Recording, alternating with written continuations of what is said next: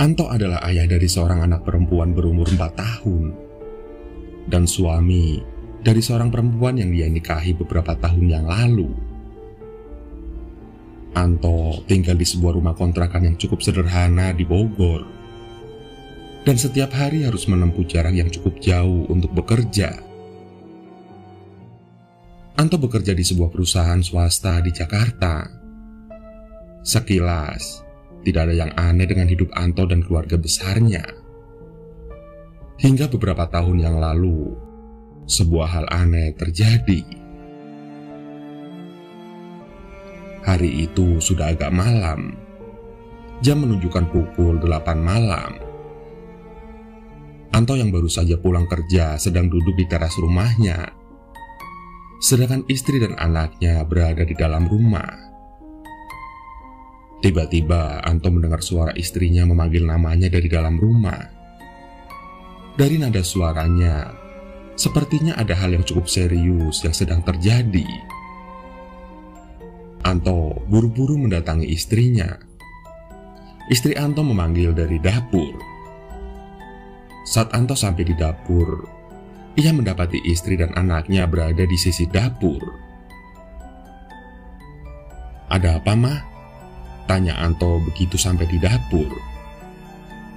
"Itu, Pak, ada kelabang gede banget," jawab istrinya seraya menunjuk ke meja dapur. Ternyata benar, ada seekor kelabang berukuran cukup besar tengah merayap di meja dapurnya. "Tenang, Ma, Papa usir kelabangnya." Anto lalu mengambil sebuah tongkat kayu. Ia menarik kelabang itu hingga terjatuh di lantai dapur. Saat kelabang itu terjatuh di lantai dapur, Anto menekan tubuh kelabang itu dengan kayu yang dia pegang, hingga membuat tubuh kelabang itu terbelah menjadi 2. Kelabang itu sempat menggeliat. Akhirnya kelabang itu mati.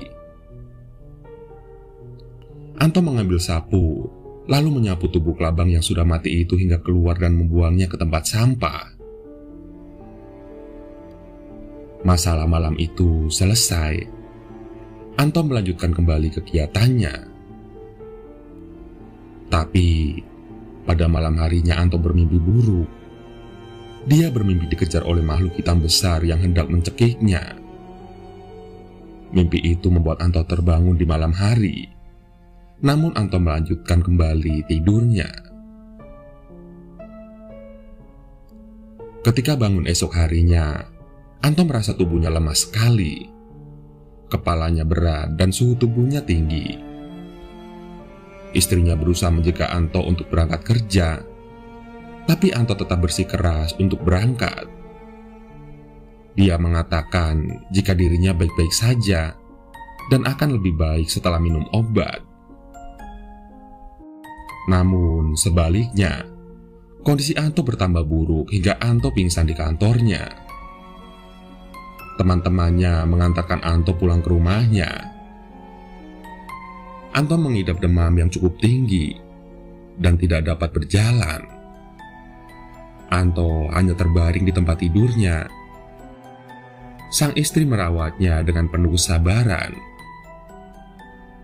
Saat dibawa ke rumah sakit, dokter hanya mengatakan jika Anto mengidap flu saja. Namun agak janggal. Bagaimana flu bisa menyebabkan demam tinggi dan membuat kondisi tubuh selemah itu?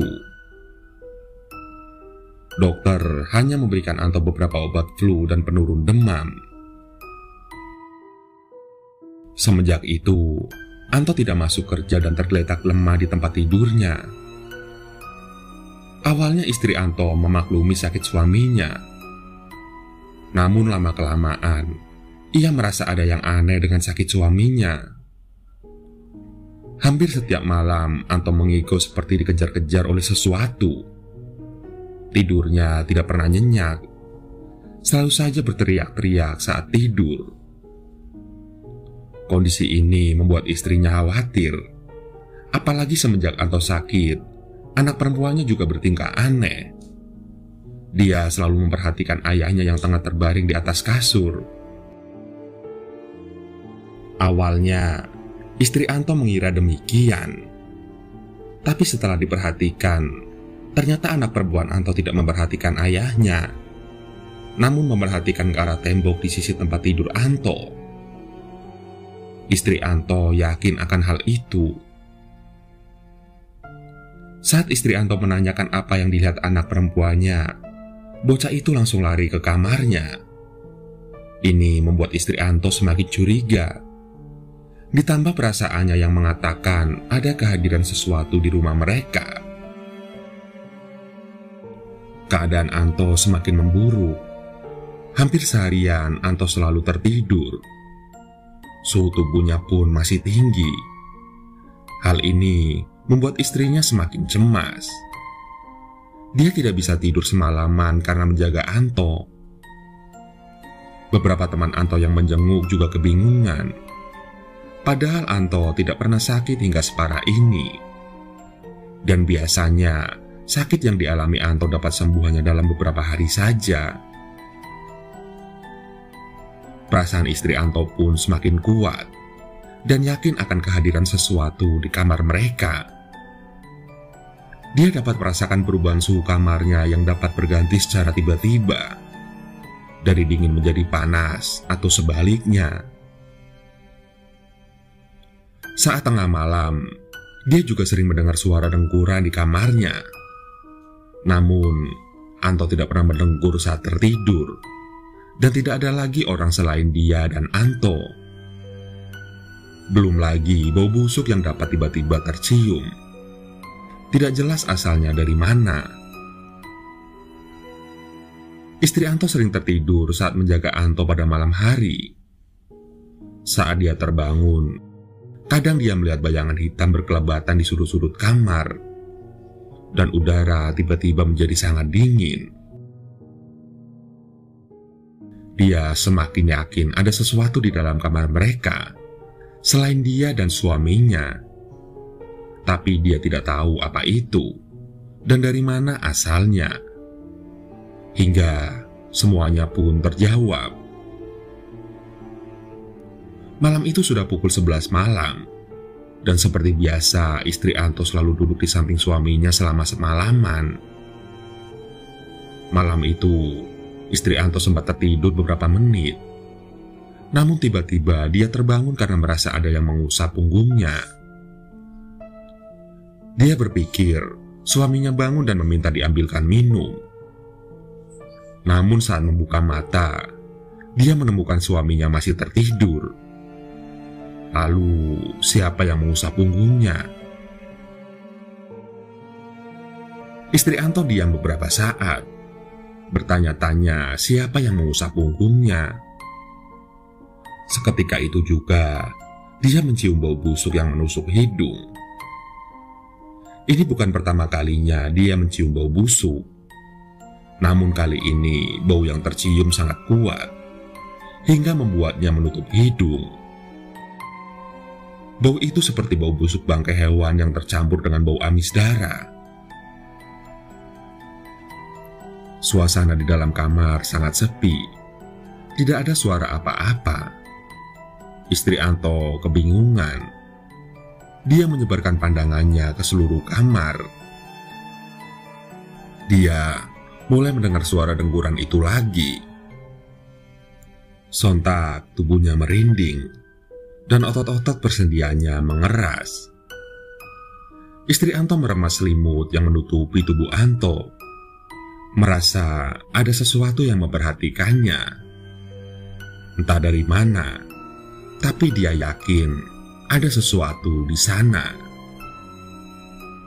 Setelah beberapa saat berada di tengah kesunyian, tiba-tiba istri Anto mendengar suara ketukan dari pintu kamarnya.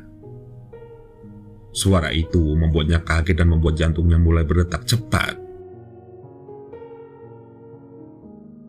Ketukan itu kembali terdengar, namun dia tidak berani beranjak. Dia ragu.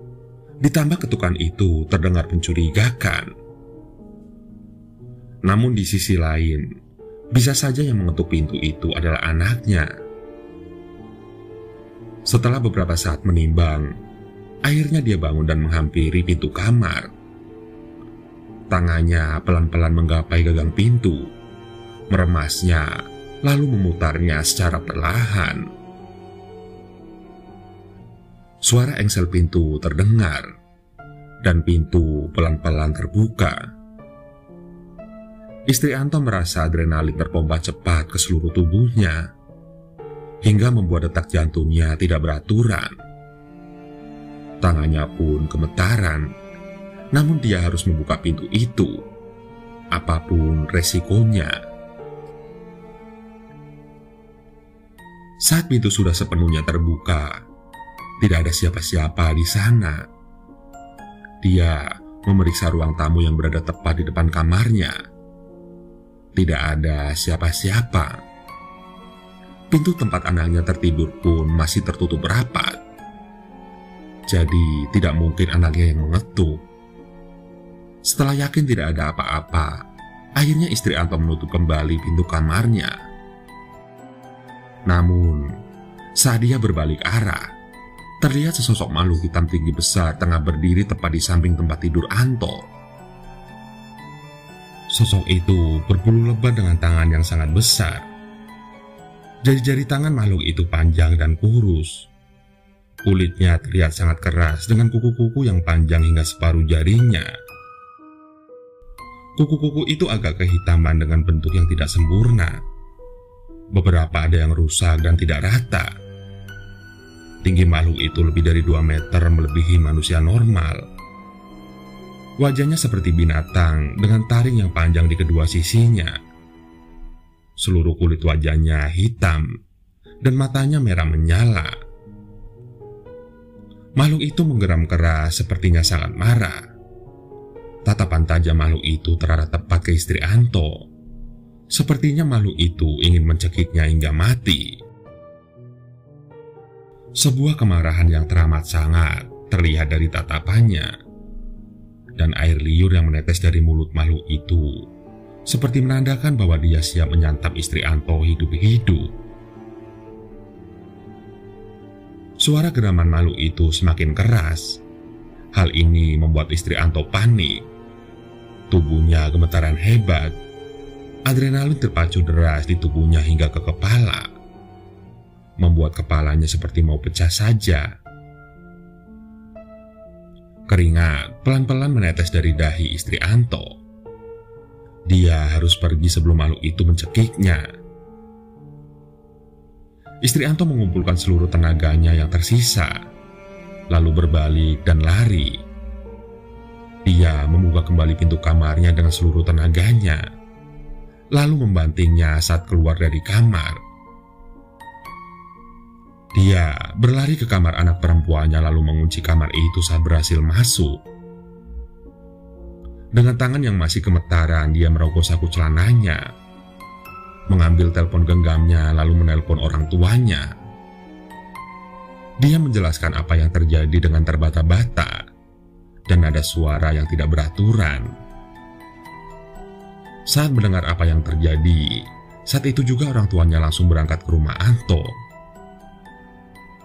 Saat menutup telepon, anak perempuannya terbangun. Istri Anto segera memeluk anaknya erat-erat. "Ada apa, Ma? Kok Mama nangis?"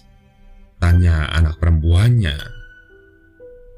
"Gak ada apa-apa, sayang. Mama gak nangis kok."